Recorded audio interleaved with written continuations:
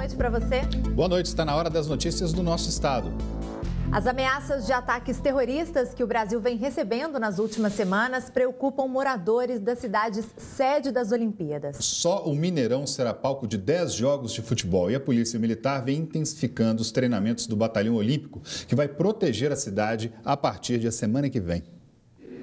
Os mais de 2.300 policiais que formam o Batalhão Olímpico da PM são preparados para atuarem durante os Jogos. No primeiro dia de atividades, os agentes receberam instruções sobre o planejamento das ações nos dias de evento. Belo Horizonte já recebe delegações durante a fase de preparação e também vai receber partidas de futebol no Estádio Mineirão. O treinamento dos policiais que formam o batalhão continua por toda esta semana. O objetivo é preparar os agentes de segurança pública para lidar com situações específicas dos Jogos Olímpicos. Nos primeiros dias é uma questão teórica, onde especialistas de cada setor vão passar os seus conhecimentos para reforçar ainda para o policial militar e posteriormente terão oficinas práticas onde ele vai pegar a teoria e colocar na prática. Entre os focos da PM estão a prevenção de atos terroristas e de tumultos em locais com grande aglomeração de pessoas. A Polícia Militar vai estar nos grandes corredores, maximizando a sua presença, exatamente para proteger ainda mais a população, não somente o atleta, não somente o turista, mas inclusive a população de bem que reside aqui em Belo Horizonte, que reside na região metropolitana de Belo Horizonte ou que reside nas cidades do interior do estado. A mobilização da polícia parece deixar a população mais tranquila. Com certeza. Eu confio na polícia. Eu acho que a segurança está sob controle. Também confio na nossa polícia, acredito que eles vão fazer um trabalho muito bem feito durante as Olimpíadas. E olha, 14 pessoas ficaram feridas em um acidente na BR-135 em Montes Claros, no norte de Minas. Uma van foi atingida na rodovia. As informações direto da nossa redação com Luciana Viana. Boa noite, Lu. André, boa noite a todos que nos acompanham. Esse acidente foi na última noite, viu? E de acordo com testemunhas, o motorista de um caminhão que estava sem a carroceria teria perdido o controle da direção e bateu contra uma van que transportava 16 passageiros de São Paulo para a Bahia. Naquele momento, os veículos estavam sob chuva fina. Inclusive, o motorista da van chegou a ficar entre as ferragens, mas foi socorrido pelos bombeiros. Os demais passageiros sofreram ferimentos leves. E agora as investigações são para saber, né, se o motorista que provocou o acidente estava ou não em alta velocidade. Inclusive, ele não sofreu ferimentos, não. Tá certo, Lu, obrigada. E um outro acidente matou 3 pessoas na tarde desse domingo no anel rodoviário. Um carro em alta velocidade bateu em um poste. Segundo a polícia, o motorista estava alcoolizado. O acidente aconteceu na altura do bairro São Francisco, na região da Pampulha. De acordo com a Polícia Militar Rodoviária, 3 homens de 33, 40 e 54 anos morreram depois que o carro em que eles estavam bateu em uma placa de sinalização e pegou fogo.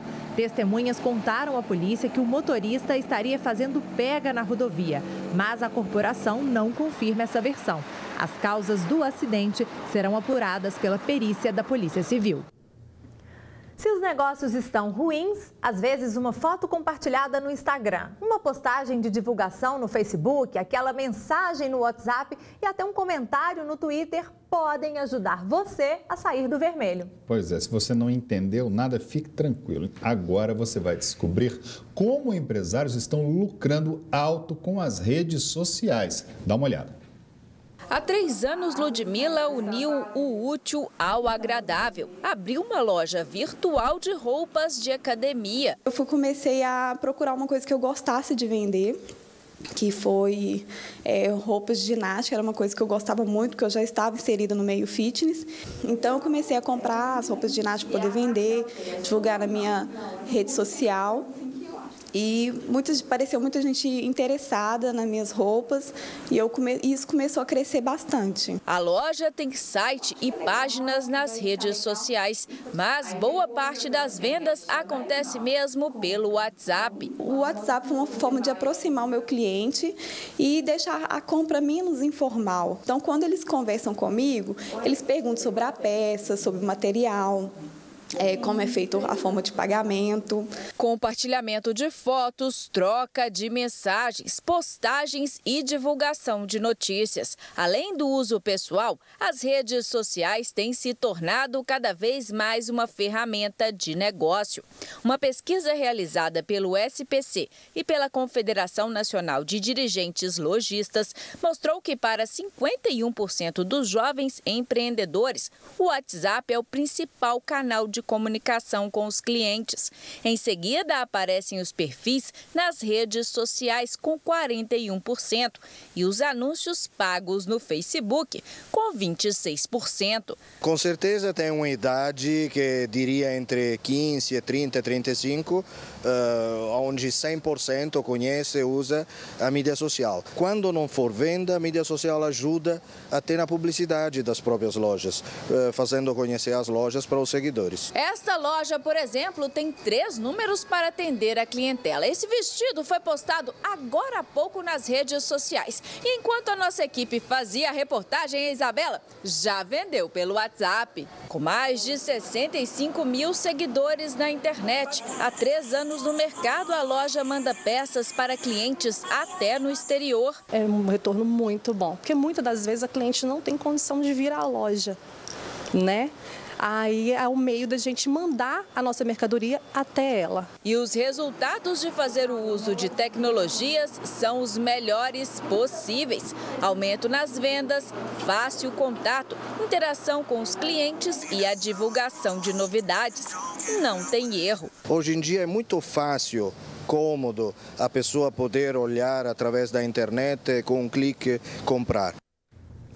No próximo bloco tem o futebol. O Atlético vence o líder Palmeiras e no Cruzeiro a demissão do técnico Paulo Bento depois da derrota para o Sport. E ainda a capital recebe museu itinerante que conta um pouco da história das Olimpíadas. E você é nosso convidado para dar um passeio por lá, logo depois do intervalo. Até já.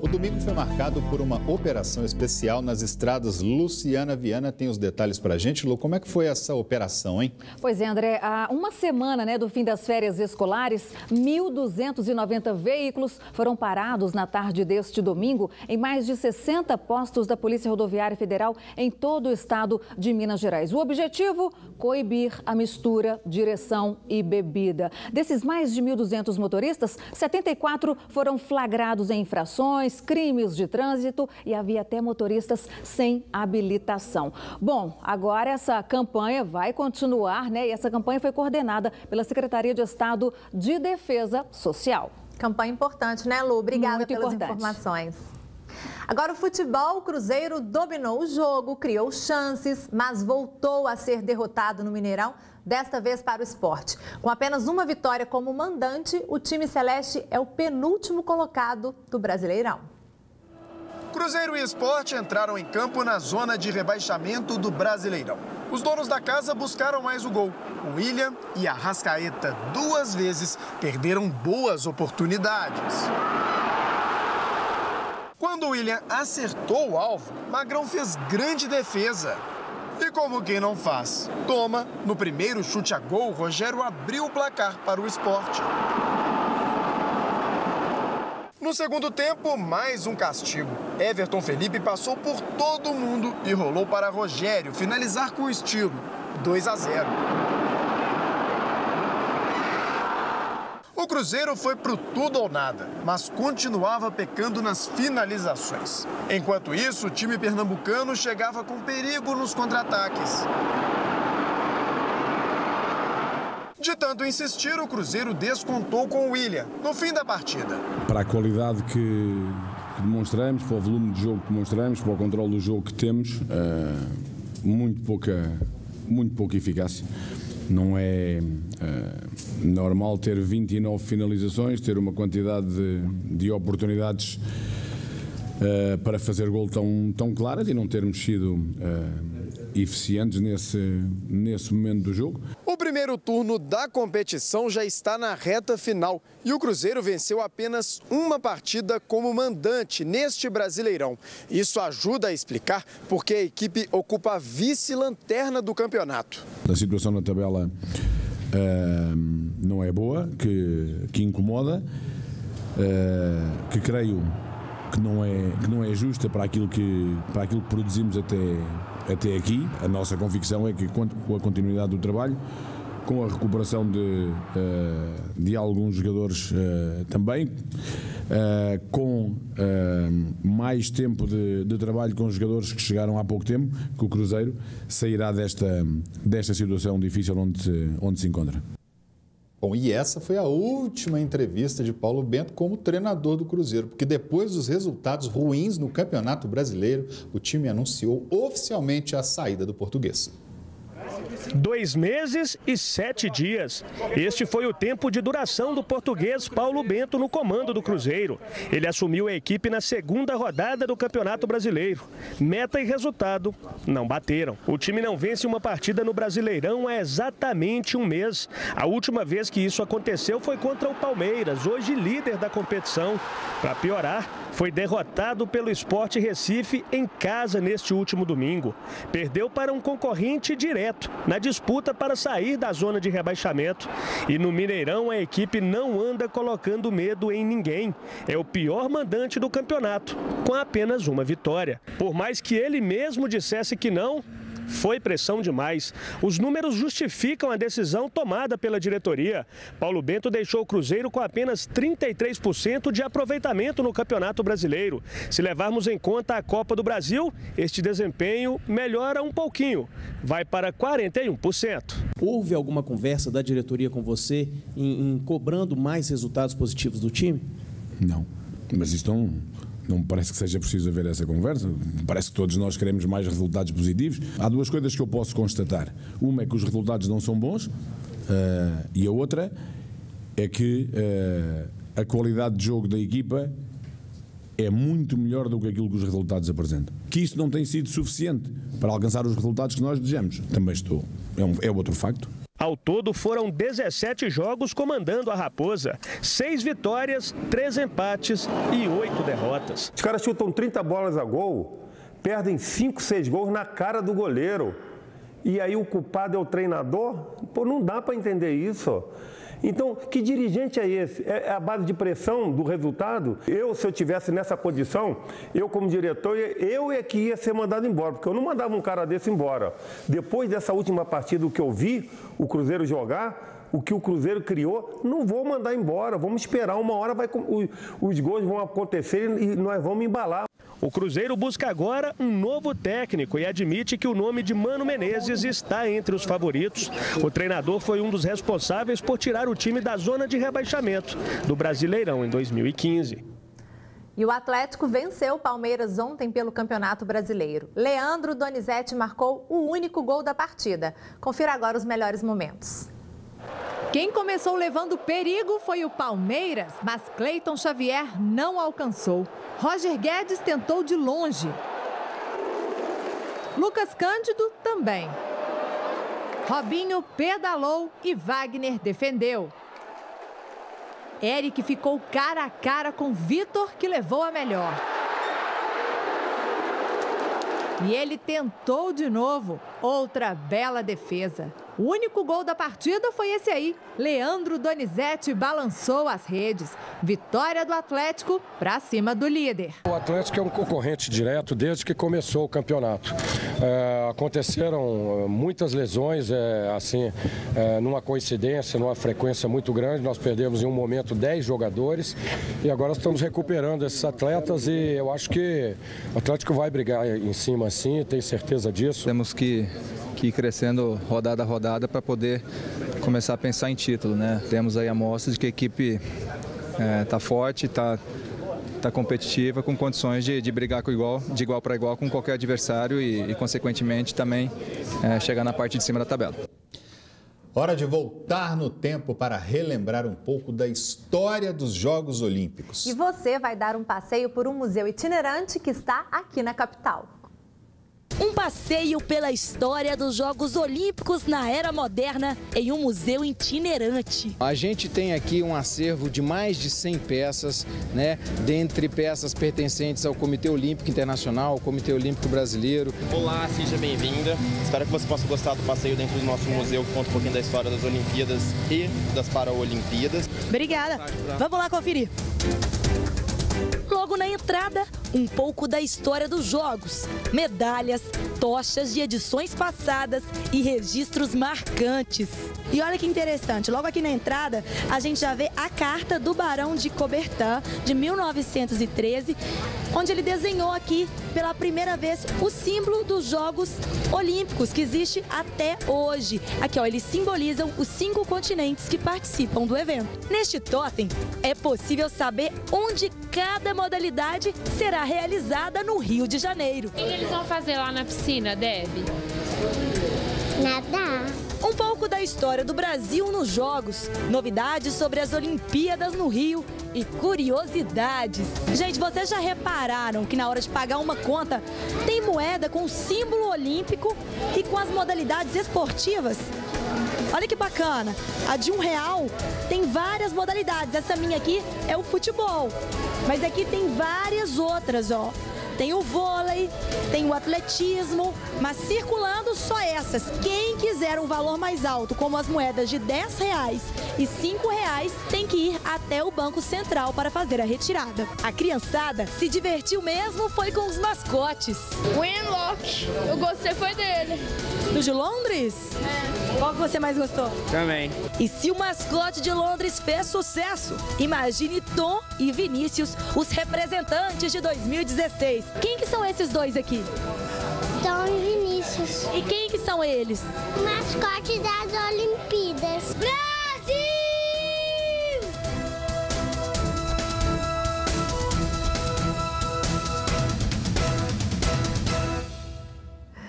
O Museu Itinerante fica em BH, na Praça JK, até esta quarta-feira, sempre das 10 da manhã às 7 da noite. Depois segue para Juiz de Fora e vai ficar estacionado na Praça Antônio Carlos, com o mesmo horário de funcionamento. O preço dos estacionamentos está mais alto na nossa capital e você vai entender o motivo daqui a pouquinho, logo depois do intervalo. E ainda cresceram no comércio as vendas de produtos a granel. A ideia é gastar menos e dá certo, viu? A gente traz a reportagem já já.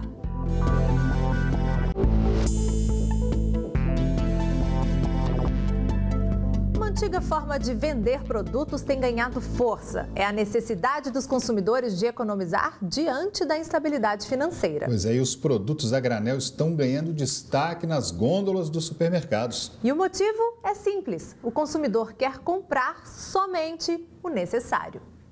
É de comer com os olhos, cores e sabores a perder de vista. Difícil não se seduzir e não são só guloseimas. Tem de tudo, até o tradicional e precioso da vez, o feijão. A alta no preço dos produtos vendidos em embalagens tradicionais tem provocado a venda de produtos vendidos agora sem embalagem, em menores quantidades. É a chamada venda de produtos a granel. Houve um aumento devido à crise, aí as pessoas estão preferindo comprar granel, né? Teve esse momento sim, porque as pessoas têm mais opção, né? Pode levar a quantidade que ele só precisa. Uma tradição dos antigos armazéns que vem ganhando força com a atual instabilidade no bolso do consumidor. A ideia é que o cliente compre o quanto quiser, de acordo com a vontade, até mesmo um pouquinho no saquinho. Para mim, a vantagem é que eu posso ter o controle da quantidade que eu vou usar. Então, eu não vou desperdiçar. Você faz um mix, compra a quantidade exata, não há desperdício. E nós não estamos em tempo de desperdício, né? Antigamente, quando a situação estava melhor, você chegava e ia no local e comprava 1,2 kg. Hoje você já pode comprar a granel, que você tenha mais a vontade de comprar o que você pode, o que você tem condição de comprar naquele momento. Tem consumidor que pega, apalpa, cheira. Ela tem que ser crocante. Se não for crocante, não é boa. E se estivesse numa embalagem vazada, seria possível perceber? Não seria. Ela sim vende mais e é mais gostosa. Uma das estratégias das lojas que vendem a granel é atrair o cliente pelo paladar. Aí fica difícil mesmo resistir. É vantagem experimentar o produto antes de comprar? Ah, com certeza. Gostou do doce? Muito, muito mesmo. Ele já está vendo o produto, a mercadoria que ele está levando. Certo, porque a granel, ele tem direito de experimentar, porque na compota ele não experimenta. O cliente é direito do consumidor, ele experimenta o que ele está levando. Este casal adorou a ideia de experimentar e comprar só a quantidade desejada. Eu prefiro comprar metade e também pela qualidade para a gente experimentar. Se for um produto bom, a gente volta, repete. Então volta-se ao armazém de antigamente, aquele charme de poder estar olhando tudo nas bancas, aberto, tudo. Eu acho legal isso. Depois de São Paulo e Brasília, é a vez de Belo Horizonte receber a exposição do mestre holandês Mondrian. A mostra reúne 100 trabalhos do pintor que revolucionou o mundo das artes com telas abstratas e formas geométricas. As janelas e o teto do prédio que recebe a exposição ganharam as cores e os traços característicos do pintor. A exposição foi toda montada em ordem cronológica, mostrando a trajetória do artista holandês, que começou pintando paisagens. Esse pintor começou nessa pintura básica de paisagem, que era o momento dele da Holanda, ele é um pintor holandês, então de retratar essas paisagens, para no caminho ser influenciado por outros artistas, como Van Gogh, como Picasso, até chegar nesse desenvolvimento dele enquanto, quem sou eu, né? Essa sua própria essência enquanto pintor. Nesta sala é possível ver que as cores começam a clarear e as linhas verticais e horizontais vão ganhando força nos desenhos. Ele começa a ser influenciado por pintores que já estavam nas vanguardas, como o Picasso, o Braque, o cubismo, que começa essa desconstrução do real, né? E essa reformulação. E aí ele absorve completamente essa essência e começa a trabalhar nesse caminho. Uma das formas da gente perceber a transformação nas obras de Mondrian é observar a pintura de uma árvore, por exemplo. Em 1901, a figura é clara. 11 anos depois, a figura ganha uma nova forma. A árvore é retratada apenas com linhas essenciais, segundo ele. E é aí que o abstrato toma conta das obras do pintor. A mais famosa é esta, composição com grande plano vermelho, amarelo, preto, cinza e azul. Considerada na década de 20 como uma forma revolucionária de ver o mundo e as artes. Esse é o Mondrian que está estampando várias capas de revista, vários produtos que a gente tem. O que é essencial na pintura? As cores, que são as básicas, e as linhas retas, as verticais e as horizontais, que vão formando esses retângulos, né, nessa construção. Mas isso é múltiplo. Quantas pinturas se pode criar só com esses elementos? Acho que era esse o desejo, desafio de Mondrian. É muito impressionante porque você vê, a princípio, um pintor que você não reconhece, né, nas coisas que a gente conhece mais, Mondrian. O que surpreende também os visitantes é este espaço onde é possível interagir com o quadro mais famoso do artista. A maior parte das exposições que você vê, você é mais uma participação passiva, né? Você simplesmente observa as obras. Aqui você tem a oportunidade de interagir, né? Tem um fundo branco e quando você tem a fotografia tem a surpresa das cores e do design do Mondrian. Está mais caro estacionar em Belo Horizonte. Uma pesquisa realizada na capital apontou um aumento de pelo menos 6%. Boa noite, Dimara Oliveira. Mais um aumento para a gente, né? Boa noite, André, Gisele, boa noite para todo mundo que está acompanhando o Band Minas. E dá-lhe aumento, né, André? A pesquisa, ela mostra que a fração de 15 minutos, eu estou falando de 15 minutos em estacionamentos particulares da capital, subiu 6,11%, em comparação, é claro, ao mesmo período de 2015, ou seja, no ano passado. R$ 2,62 para R$ 2,78. E quer mais? O preço médio aí dos 30 minutos passou de R$ 5,09 para R$ 5,38. Esse aumento aí de 5,70%. A diária subiu 4,54%. Agora, teve uma baixa também, o valor mensal e o pernoite, esse teve leve queda. O mensal passou de R$ 288,70 para R$ 274,23. O preço da pernoite, R$ 24,71 para pouco mais de R$ 24.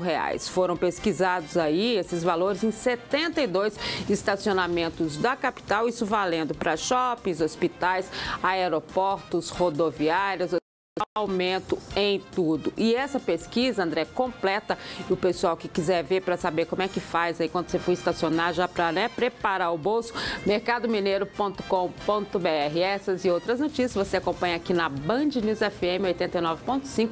Nós estamos aqui sempre a partir das 6 da manhã. Boa noite, André. Boa noite, obrigado, Edmara, pelas informações. Essa informação ruim, né? Mas tudo bem. Tô subindo. A gente fica por aqui. Para você, uma ótima noite. Até amanhã. É isso aí. Nós voltamos amanhã, às 10:50, com as notícias do nosso estado. Fique agora com o Jornal da Band, as notícias do Brasil e do mundo. Tchau, tchau. Boa noite.